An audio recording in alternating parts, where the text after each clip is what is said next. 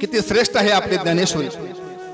अरे कसं बोलावं, कसं बसावं, कसं चालावं ज्ञानेश्वरी शिकवते। एवढं नव्हे, 750 वर्षापूर्वी मौली ज्ञानोबरायांनी समाज व्यवस्था कशी असावी ज्ञानेश्वरी मध्ये सांगितलं। आता माझे भरपूर तरुण माधव या ठिकाणी आहेत।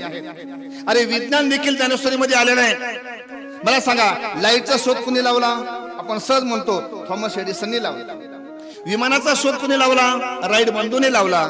शून्याचा शोध कुणी लावला? आर्यभट्टने लावला। पण आपल्याला माहिती का, 750 वर्षापूर्वी मौली ज्ञानोबरांनी ज्ञानेश्वरी मध्ये याचा उल्लेख केला आहे।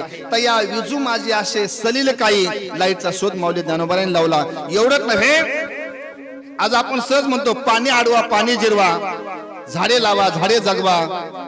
मौली ज्ञानोबरांनी 750 वर्षापूर्वी एका ओळीमध्ये या सर्व योजना सांगितल्या आहेत।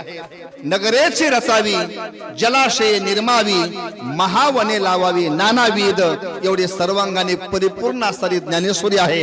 एका माणसाने मला विचारलं, महाराज काय आहे ज्ञानेश्वरी मध्ये, काय आहे ज्ञानेश्वरी मध्ये? मी त्याला प्रतिउत्तर केलं, अरे काय आहे ज्ञानेश्वरी मध्ये हे सांगण्यापेक्षा तू मला सांग काय नाही ज्ञानेश्वरी मध्ये, कारण आपल्या प्रत्येक प्रश्नाचं उत्तर म्हणजे ज्ञानेश्वरी।